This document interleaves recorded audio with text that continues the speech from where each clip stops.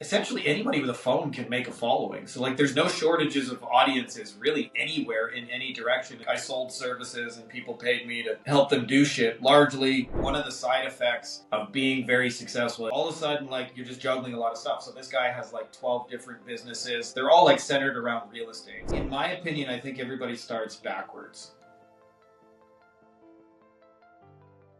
Frankie Fihn in the house. What's up, brother? Frankie and I go back a little bit. We've had lots of good discussions. And I said, Frankie, I want to know how you make money. So tell the audience how you make money.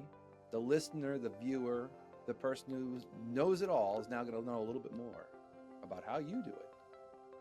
Yeah, actually, the answer to that question has evolved a lot over 20 years, as I'm sure it has for you. And I remember in the early days, the answer to that question was super simple. It was like I sold services and people paid me to help them do shit, largely marketing agency. But, it's probably a lot of overlap of like tech support. Can you help me install this? Can you help me figure that out? None of that I love doing. I'm sure those guys who can relate, like just because you know how to do it doesn't mean you like it. And mostly you're just Googling things. And in this day and age, I've kind of evolved to a different place where one of the skills I've kind of honed over the last 5 years is I figured out how to monetize audiences and do it in a cool way where it's it's also fun for the person on the other side receiving it, where it doesn't feel like an obnoxious, at least, like pitch fest. At least that's the goal of it. And what I started to realize over the last 3 years is that one of the things that's changed on the internet since you and I started is that essentially anybody with a phone can make a following. So there's no shortages of audiences really anywhere in any direction, and the vast majority of them don't know how to monetize it. So how I make most of my living today is just monetizing other people's assets. And different than what I once used to do, I'm much more focused on the deliverable being a tool or a system or something that doesn't personally require me to fulfill on it.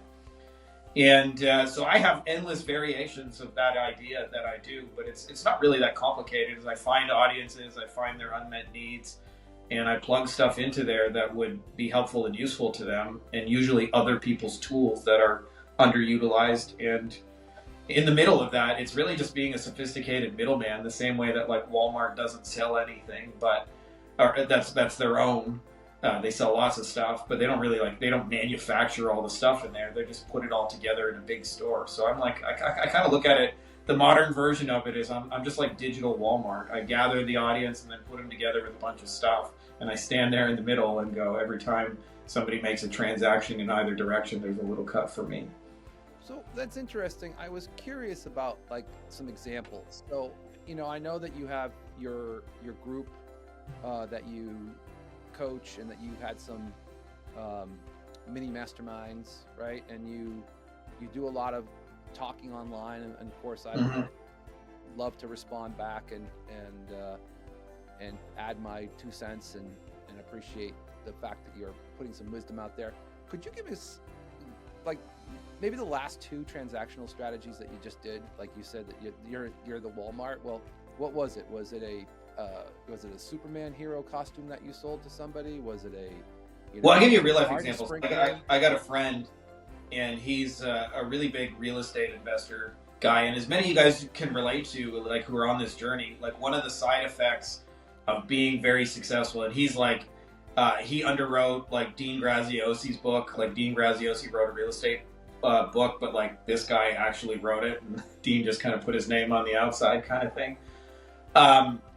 And one of the side effects of that is all of a sudden you're just juggling a lot of stuff. So this guy has 12 different businesses. They're all centered around real estate. So he has a window business and a property management business and a fix and flip kind of business. And they're all kind of just under that same umbrella of real estate. And but as a side effect of this, he's got a coaching business, and his email list is what I would call an underutilized asset, because he just doesn't have time and bandwidth to always be emailing him as often as he should.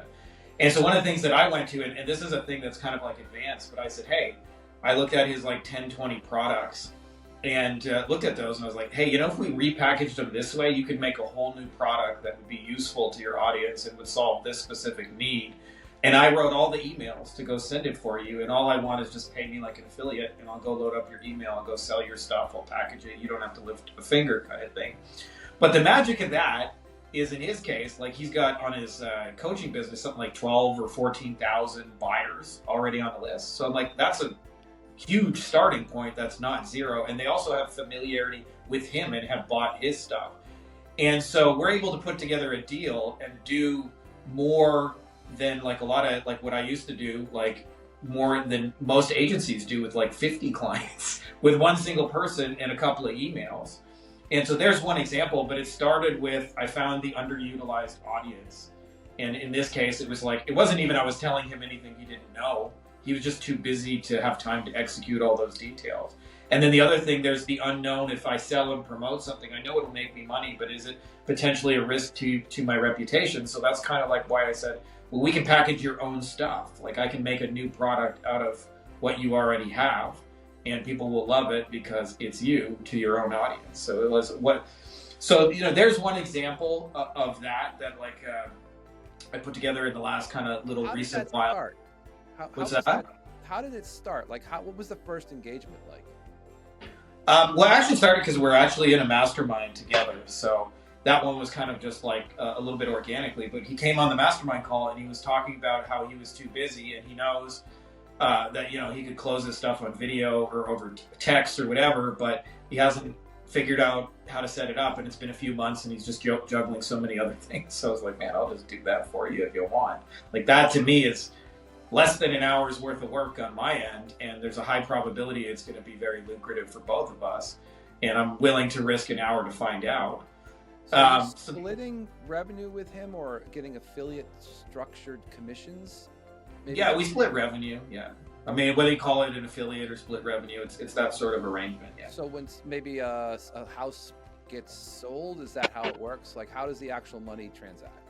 In this case, it was for his particular coaching business. So he also has like a line of courses, and I just like was as part of his community as like an interested in real estate investing. Like he's helped me start a real estate investing business. That's we're still pretty much in the early stages, but it's going well. Sorry, I lost my train of thought there. What were you saying originally? The question is, so you got engaged with your client / friend / mastermind guy that you've worked with. How are you transacting with him? So now, how does something happen where you're generating profit from it? So the profit in that specific case is we send some emails to his existing mailing list, and he knows he's supposed to email his list. But when I talked to him, he said, I'm lucky if I email him one week out of the month, and the other 3 weeks it's just sitting idle. So I said, why don't we take one of those 3 weeks where you would normally sit idle, and I'll put together something new and create a new package, and I'll promote it, and I'll handle all the questions, and like I know how to do text-based closing and stuff like that. So I'll just like close them over email for you, and you'll get new people who buy your stuff, and you'll get a whole new revenue, and there's no fulfillment for you because they're courses in this particular case. So the courses have a cost to them? Is that how this works? Yeah. So like his stuff, he's teaching like stuff that it's interesting because in his case, most of the real estate investing stuff out there in the world is for the 0 to 1 crowd, meaning people who've never done a deal trying to go to one. And it's all about how you can get rich in real estate and pictures next to mansion and look at me and I got a check. He's mostly for the 2 to 10 crowd who are starting to do transactions but are now trying to scale. And so it's much less flashy, but it's just about tools and systems and processes. And here's our script, and this is the phone automation we use and those kind of things. And so, there's just like lots of ways for us to kind of repackage that. But we sold a combination of software, courses, training, some scripts, and some templates and stuff, just kind of repackaged in a new way. What's the typical cost for one of these scenarios? So if I'm an interested investor and I say, look, I want to learn what you guys are doing, what am I looking for, and what are you expecting from that? I forget honestly what we priced that one at. I want to say it was more than 1,000. But honestly, I don't remember because I do a lot of them, to be honest with you. Okay, so we'll just call it 1,000. So yeah. So you go and help somebody with their email marketing, and then you've basically said, you don't need to do anything, just give me your email list, I'll put it together. And then when people go through the email list and they check the box that says, I'm ready to go, and they check out, you're getting a portion of that $1,000 course as a stipend without any interaction other than setting everything up and running it and seeing if you can transact with that. Is there a sales process post, like someone puts their hand up, or they just pay for the course and they're checked out? There's a little bit of both. So I always say, like, when I do like video and text based or Google Doc, it's closing 50% of the time. People just buy it without any questions and that. And then 50% of the time, there's some back and forth questions. And usually if you get the offer dialed in well enough, the questions are of the variety of, here's my specific situation, like, would this work in my situation? And I try to be like very honest with people in those situations. Like, it's not the typical marketing where you say yes to everybody and try and get them in. You're trying to say the right thing long term. So if it's actually a no, you just tell them a no. But more often than not, the answer is yeah, like, this would work really well for you, so you should get it. So in this case, like a digital information project, like what you've done here with this guy, can become pretty lucrative just by running the campaigns, and then you're helping close. So you're kind of actually being, as you said, sort of a middleman to some degree to his courseware, but you're also helping him close. And then I would think there might be potentially even some residual if there's some sort of software involved. Correct. Okay. So yeah, and sometimes we'll sell those things that are, I learned this a lot in real estate, but you can sell traditional things the same way they're sold in real estate, which means you can finance anything. So some of the stuff we finance too, and then we get a cut of the residual kind of monthly payments as well. Okay. So there's a residual income here, there's a upfront potential income, and then there's a ease of use because you're basically jacking somebody else's audience to get to the credit cards. Yeah, I mean, I'm starting with like a giant head start. Like, to me, it's the NFL equivalent of, we took the ball 99 yards up the field. I'm standing on the 1 yard line. Like, to go get points on the board, I just have to get one hard fought yard. But that's the one you get paid the most money for, is that last yard. Good. So tell me another one. These are great stories. Thank you, Frankie. I like that. That's really utilizing other people's network. Yeah. OPN. And then so I said that. So I'll tell you one that I'm putting together that's not finished, but I'll just like kind of like walk you through a little bit of the thinking, but this is like one I'm doing in real time. So there is a person in the marketing space that is as A-list as they come, as well-known as they come. And I've gotten to know this person over the last, I don't know, like 4 or 5 years. And it's a guy, but I just, for his sake, I'm going to omit the name. But this person, like, charges a lot of money for consulting, like $250,000 for consulting. They have in-person masterminds that are like $30,000, $40,000 if you want to work with them and the high-level people that they're surrounded with. And also, they have courses for days that are in the thousands. And so this person, like in their particular case, there is nothing I am going to tell them about marketing that they don't already know. But you know this as a business owner that like, just because you can do 1,000 things doesn't mean you have the time and the bandwidth to execute them. So they're like maybe doing 3-4 things. So in this person's particular case, they're speaking at conferences constantly, continuous, like very, very high level events. And that's a big part of their day, every day. So I simply suggested to them to create a best of version of the courses and stuff they already have, with the option for people to take the mastermind as a potential upsell. And that I will sell your stuff for you over direct mail, and I'll pay for the mailing. I'll organize the list. I'll create all the copy out of your stuff. I'll put together the offers. There's nothing you have to do, and I'm selling you to your audience, so you know it's going to be good, and they're going to be happy and content with it. And the key distinction with that is, like, there's nothing for them to do, and it's the same deal. It's just like, you can just pay me like an affiliate. But in this particular person's case, like, they have decades and decades of buyers and audience stuff that to me is an underutilized asset, and they're simply not doing enough with it because they just don't have the time, bandwidth, and stuff like that. And so in this case, they're using their email list. So I didn't come in the door and say, hey, I want to write better emails than you, because that's what I would call a replacement offer. I think, how can I add on? I'm like, hey, I know you're not doing direct mail, let me send mail for you. So let's talk a little bit about that transactional process for gaining profit. you're now getting a physical mailing address of thousands of people, I would assume, right? Yeah. You're putting together a brochure slash sales kit, putting a dead frog in it to get people's attention, something like that. And Correct. then, you know, a bag of sand, which is the old Gary Halbert or strategy, right? Yeah. Gary Halbert. And I think the process would be, okay, so now this person has to go where in order to do what?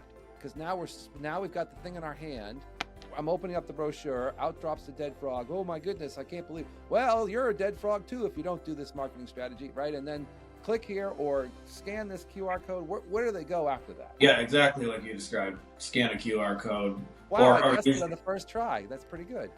Yeah, and usually too, we'll buy like a domain just as a forwarding, easy to remember URL.com, you know, kind of thing, and they can, you know, type that in manually. Usually like 2 words if you can get it that are easy to remember, 3 if you can, but yeah, like we're driving them to an online thing, and you better believe they get like retargeted on that pixel. That's a whole other discussion. But yeah, you know, that's the essential of it. Was we're sending a letter and saying, hey, if you're interested, click here to get the rest of the story, kind of thing. So you've got your island, let's just call it, of a separate domain. So anything that gets to that island is yours for an affiliate role, right? I'm assuming you have a pre-designed, like, hey. And also, for every one of these deals, like everybody always asks me like affiliate tracking, like the technical thing, but I always create my own offers. So like just say a pizza place, you know, is selling 2 pepperoni pizzas for $19.99. I might say, hey, can we add breadsticks in a Coca-Cola and make it 2 pizzas and breadsticks and Coca-Cola for $24.99? And then anybody who comes in the door says, I'm here for the $24.99 special. There's nowhere else they could have come from other than your stuff.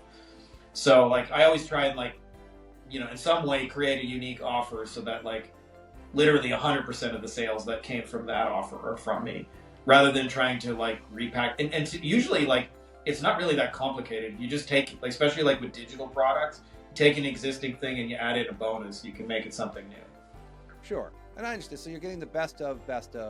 So it's sort of like, hey, you're getting the best of Aerosmith's hits for this, but it comes with the guy who signed the autograph of this special thing, and now it's yours for this particular price, and now that gets cleared through their gateway, and then you're getting a commission from that, or you're splitting a revenue point at that point. How do you track that? Well, usually like I'm the one controlling the page and the transaction.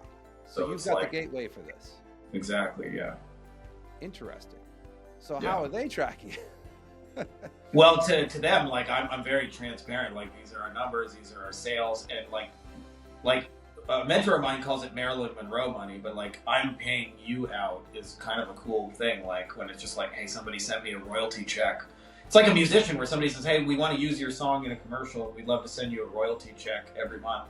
You're not going to really, like, you're going to take that call. And you're probably going to say, okay, at the end of the call, regardless of what the terms of it are, because you know you don't have to do anything, right? Whether they pay you $5,000, $10,000, $100,000, however much they pay you using your song, you know you don't have to do anything. So it's all just gravy. And so in a lot of ways, it's actually like, there's very little negotiation that happens in these, but I try to make them work long-term too. Like I'm thinking about like, you know, once you make it work with a partner, like it never hurts to keep selling stuff to their audience, right? Sure.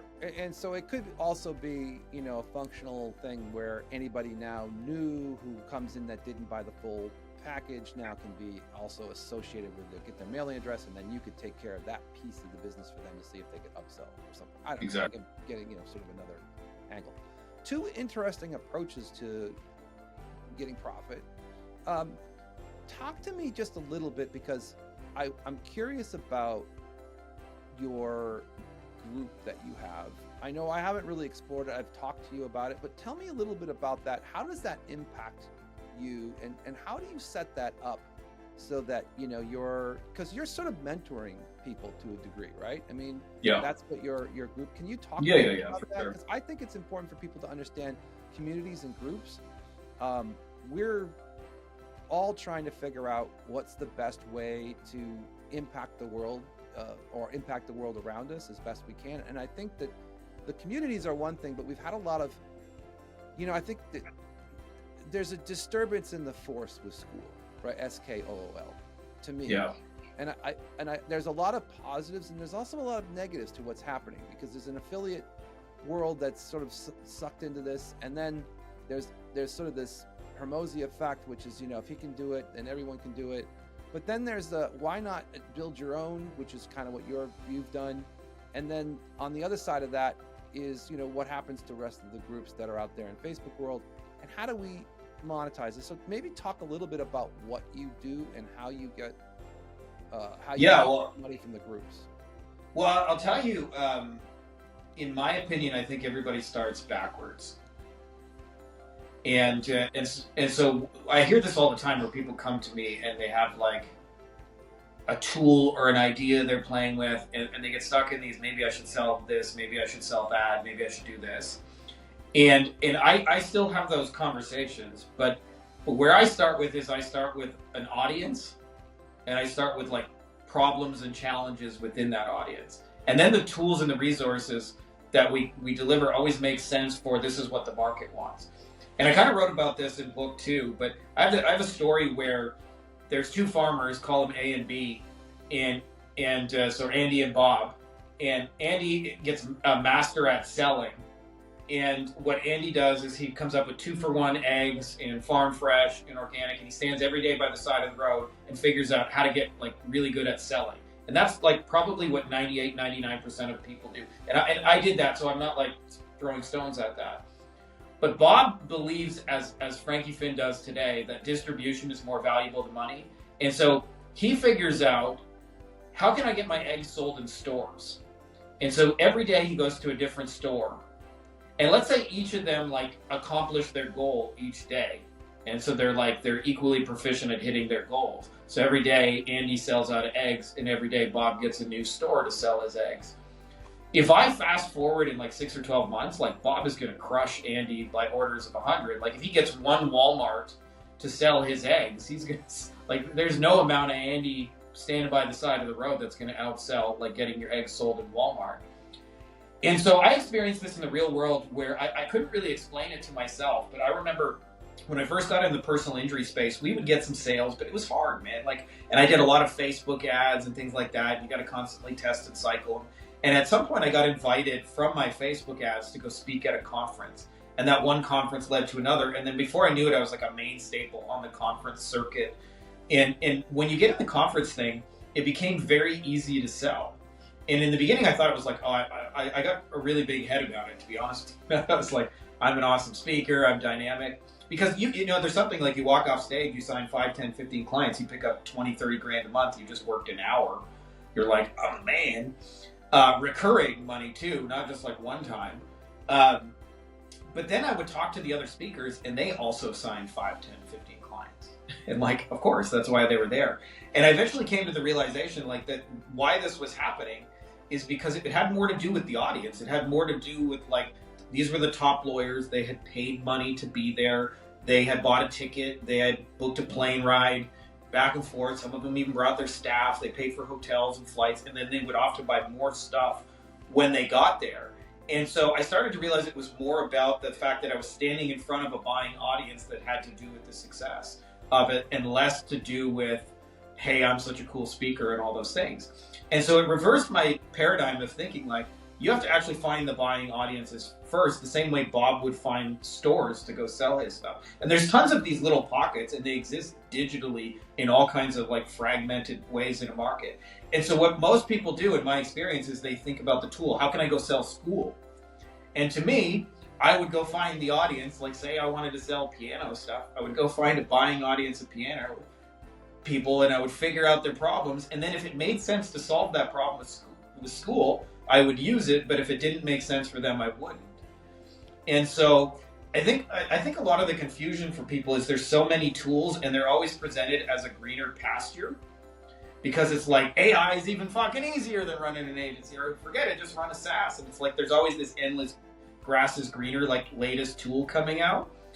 And I find if you just start with the fundamentals of like where's the buying audience, what are their needs, it's super easy to like A, fulfill those needs, and B, like earn yourself something like well in the process. And those buying audiences are like literally everywhere. Like if you scroll through YouTube, Instagram, or Facebook, you are part of some community or some channel or some following where there is a bunch of subscribers that all pay attention to like one central person or a small group of people, and chances are they're not making enough offers and adding enough like products and services that benefit that audience. So to me, like it switched the paradigm of like I went through a phase of like feeling like there weren't enough opportunities and trying to get people to pay me and things like that. And now I'm like, there's underutilized audiences in every direction I look. And now it's like, now which ones are to me the gold within the gold, the 24 karat purest diamond encrusted kind of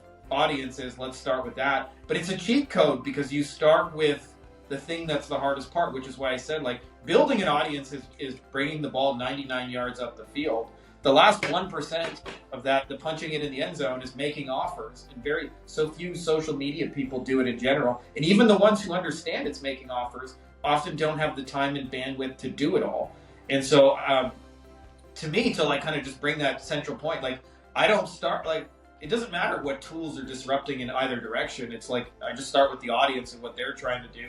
And then ultimately, like everything you're trying to do with ads and copy and messaging works better because you understood the person on the other side of it. And I think one of the things that's changed over the last 100 years is, you and I know this, like I can pull out a sales copy book from 1900, Claude Hopkins or whatever, and it's just as true today as it was back then.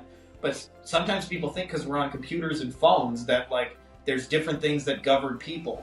And so I always start with the person and not the technology. And I don't know, like everything flows out of there and it becomes a lot easier, at least for me, to put together deals and offers and things like that.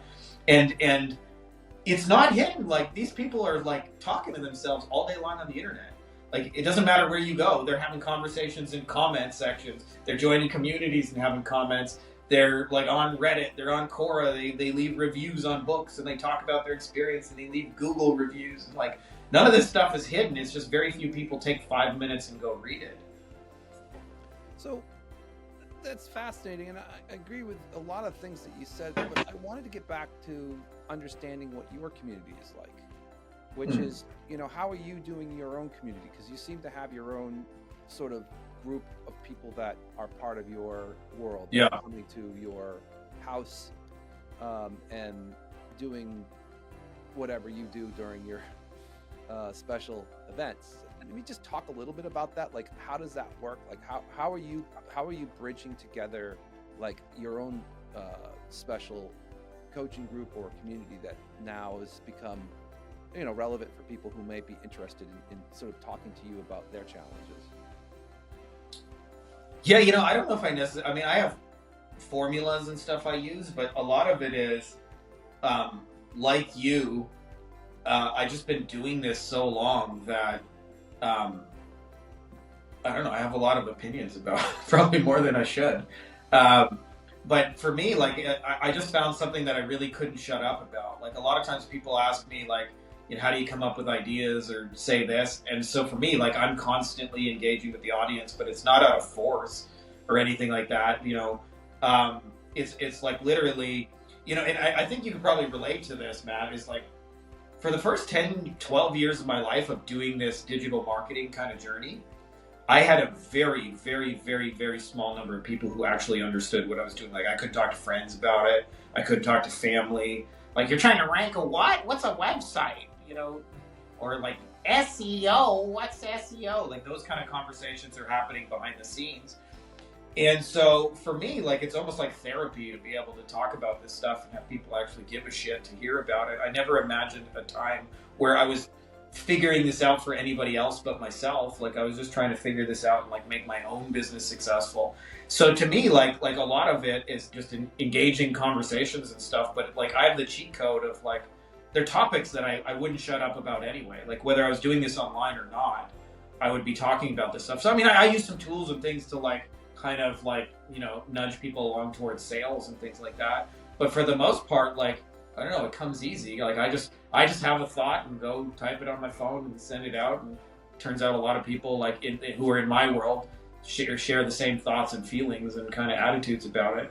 But I don't necessarily have like a giant elaborate plan other than just like, I don't know, I just gave myself a podium and started shooting my mouth off. Sure. So I guess what I was asking, and maybe I could clarify it because maybe that would help. So whether you're talking about this in YouTube or Facebook or wherever your conversation starts, and I see you a lot on lives and stuff like that, and you're having conversation just because I think you enjoy the topics like we all do in the marketing world. Yeah. Which is, you know, we have stories and we want to tell them. But if I'm someone who's saying, hey, Frankie, can you coach me, or can you is there like, do you have a specific like program that you've developed that, even though it may be, let's just call it not like some sort of special formula, but where you're working with people one-on-one, or you're working in a group, and that people can invest in working with you? Is that what, because I'm curious about the Wolfpack that you started, and can you just give a little bit of understanding for the audience member who might be listening to this about that? Yeah, so for those of you guys who are not familiar with any of what Matt is talking about, the Wolfpack is a private mastermind that I started for agency owners.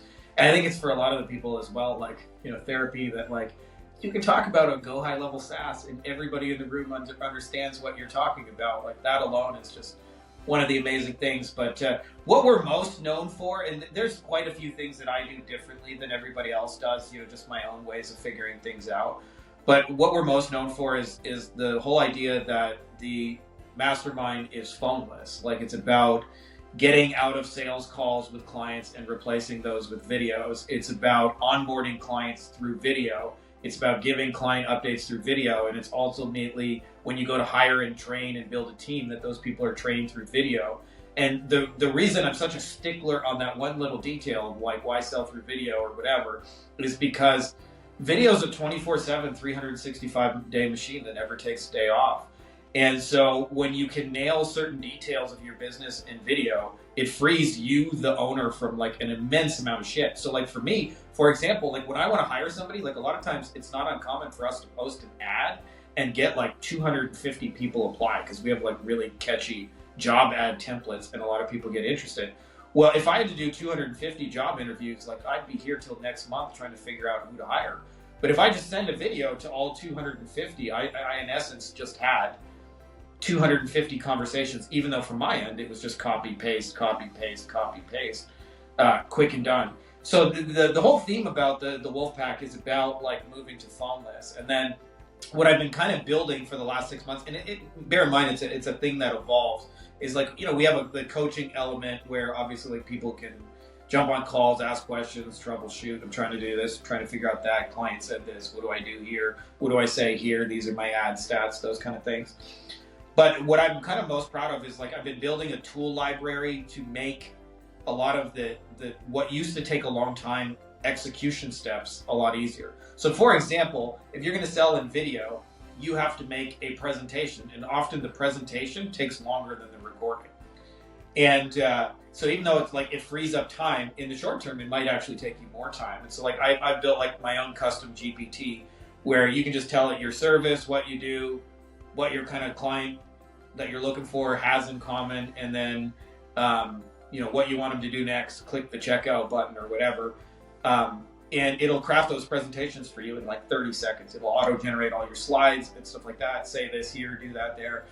And so we've been building a number of tools. I have tools for finding out what your audience wants. Another common problem like a lot of people have is they think their deliverable is their offer. So like they think SEO is the thing that interests people. And we have a tool where you can input, this is what I do and who I do it for, and it'll output, hey, this is what a med spa is looking for in what you do, and this is the problems that you solve from it. Talk to them about these things. We have a tool for like doing the onboarding. So that was like kind of a challenge for me over the lot of years, is like onboarding, it's governed by the same principles, but some people have like a 12-month deliverable like SEO, and some people have a deliverable like a database reactivation where it's going to take 3 days to work. So I built tools for how to onboard people, and it can handle all the variables based on that. I built tools for swipe files for different ads we run, different like hiring processes we use. We have an entire SOP library. I trained it for, you can, in essence, tell it any sort of common agency task in like 2-3 high-level sentences. Hey, I'm trying to get somebody to post a YouTube video, and it'll output a step-by-step instructions, which makes it super easy to delegate. So that's what I've been kind of working on. I mean, like I said, it's a living, breathing, evolving thing, but I'm just trying to make it easier for folks to get there. Like I've said this before, I don't make anybody successful that wouldn't be successful without me. I just help them to do it like better, faster, easier, with less mistakes, shorten the learning curve. And for me, like if somebody could came along and shortened this learning curve into like from 15 years to like, 8 weeks, like I would have signed up for that all day long. But as you know, like a lot of this stuff didn't exist for us. Like I don't remember any agency books I could read, any mastermind I could join. There was nothing I could go on YouTube and watch a step-by-step tutorial. So like a lot of ways, like we just took arrows to the chest. But once the flip side of taking arrows to the chest and kind of carving your own path is that when you figure out a lesson in this journey, like you never forget that shit, because you have to make that mistake for like 7 or 10 years. And so when you finally figure out what that mistake is, it becomes very easy to see it in other people's processes too, where some people, sometimes figure out things by accident almost. But like a lot of these things, when they were kind of formulated through blood, sweat, and tears, they tend to stick with you. But the mastermind's a function, really, since you asked about it, a function of like tools and community and, like mindset work to kind of put them all together. Because I think you got to have it right between the ears. You got to have the right tools and systems, and you got to also have support, because shit's hard, and you're going to have down days, and you're going to have days where you're going to doubt yourself, and you're going to be full of fear and worry and doubt and uncertainty and things like that, and also feel like nobody else in the world understands you. And it's nice to have a community of people that are all like-minded, all going the same place, and get it, and have real solutions, and can tell you, hey, have you checked out this tool? Have you gone here? So I don't know. That's what I've been building. So let me ask you a question about that, and we'll wrap up here. So the mastermind community is part of your sort of, let's just say, outlay of your experience, and similar to sort of, I think, both of our pathways, which is we've been there and done that. Right, and we've experienced a lot of the emotional upheavals. And are you doing this as a group strategy or a one-on-one strategy? It's a group strategy, and I'm a big believer in group stuff, because I'll tell you, for me, a lot of the biggest realizations I had were questions I never would have thought to ask. That I was on a coaching call sometime and somebody else asked that, and sometimes like it's tactical, strategical, do this, say that kind of thing. And sometimes it's just like mindset things. Like I remember on very early days, so I was on a coaching call and somebody talked about like, hey, we've been stuck at 3 million and we're trying to get to 10. And I remember thinking like, I'd love to be stuck at 3 million. Like that sounded like an astronomical amount of money to me at that point. But I thought about it, I was like, man, if this person can do 3 million, why not me, right? Like, why not me? They're doing it. And so sometimes, like, just the fact of them asking, hey, we've been stuck at 3 million, how do we get to 10? Made in my mind, like, hey, 3 million is possible. And so a lot of times like that, the biggest gains happen from that. So like, I still like obviously help people one-on-one. Like a lot of, I do what I call like drive-by voice notes, where someone will just leave me a quick little message on WhatsApp, and I listen to everything at double speed. I'm one of those guys. So if you left me a 3-minute message, it only takes me a minute and a half to catch up on it.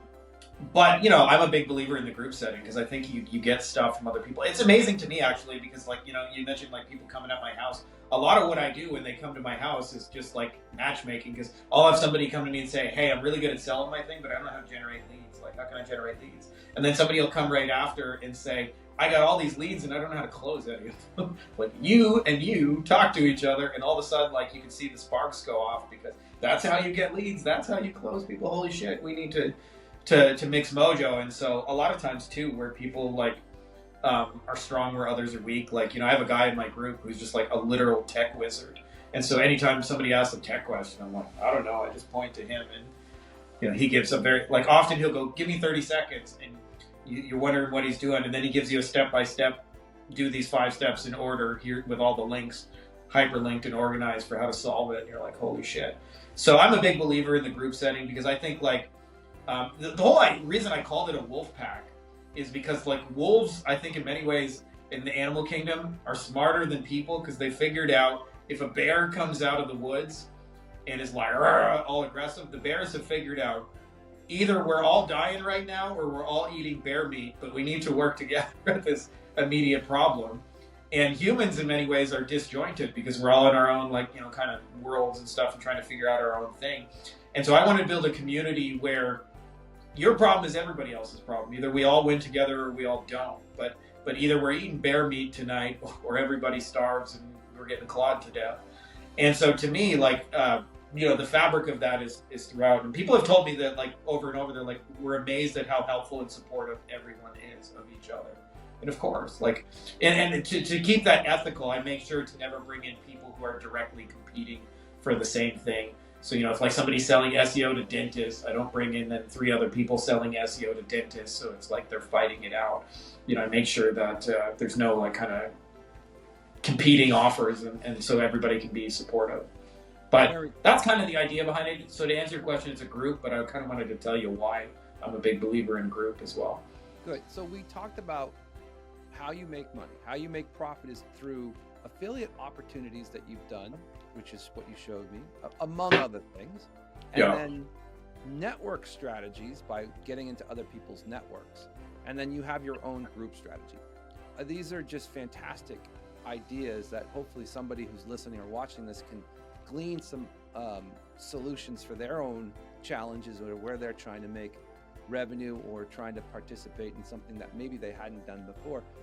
Frankie, is there anything you want to leave us off with? I think you had something that you wanted to just chat about where people may want to go to either take the next step with you, or maybe there's some sort of strategy that you have that you'd like to partake, and maybe a slight word of wisdom for what the people who are listening to this may take away. Yeah, this is what I'd say right here. Passive automated recurring income. This has been like 20 years coming for me. You guys can find it on Amazon. It hit #1 in 3 different categories, which I exceeded any sort of expectations I had for it. But the big idea is, I'm actually meeting a mentor and a friend of mine on Sunday who's near and dear to my heart. He's visiting Cabo, 2 hours up the road from me. And he said something to me years ago that hit me like a ton of bricks when he said it, because I got to hang out with him, and he was crushing it in business. And I got to hang out with him for 4 months, and I never saw him work. He was always on the boat and fishing, and hey, let's go to the golf course. And I remember asking him, I was like, Ken, how are you able to do this? And he said something to me that just hit me like a ton of bricks at the time. He said, well, buddy, basically, I like doing stuff I can do once and get paid for it again and again. And when he said it to me, I realized that everything I was earning up to that point was of the do once, get paid once variety. And so even though I had a lot of income, if I stopped, there was no like residual, there was no build-up, there was no recurring. It all required me, like I had a bunch of clients that were paying me on recurring deals, but if I stopped doing work for them, they'd stop paying. Like that was like kind of the implied relationship. And so it's become an obsession of mine for the last decade, and I lay out how to do it all step by step. Now, I think if you guys read it and kind of understand the principles in it, a lot of the strategies I do will make a lot more sense, because I lay out something called digital assets, and essentially, like, you can make your money for trading time and energy, or you can make your money selling digital assets and things that do the heavy lifting for you, like videos and tools and swipe files. In essence, be like a landlord renting tools of digital stuff and be paid like a digital landlord. And since I've kind of adopted this philosophy, it's been life-changing personally. And everybody I know who uses the principles in it, they're like, holy shit, like that was way easier than what I was doing. Like I just had a guy in our community, for example, he figured out to message a YouTube channel he watched. They had like 750,000 people, and now he's partnering with them to sell a course. And you're probably going to sell a lot of courses if you start with 750,000 people before you even hit go. And I think anybody can put together those deals. Anybody with a little bit of marketing sense that's worked online for like more than 6-12 months, like anybody can put this together, I think. Great. Frankie, thank you so much. It's been fascinating. You've opened up a lot of cans of worms for people to think about. So thank you so much for your wisdom, and we'll catch you on the next time that we get together. See you guys.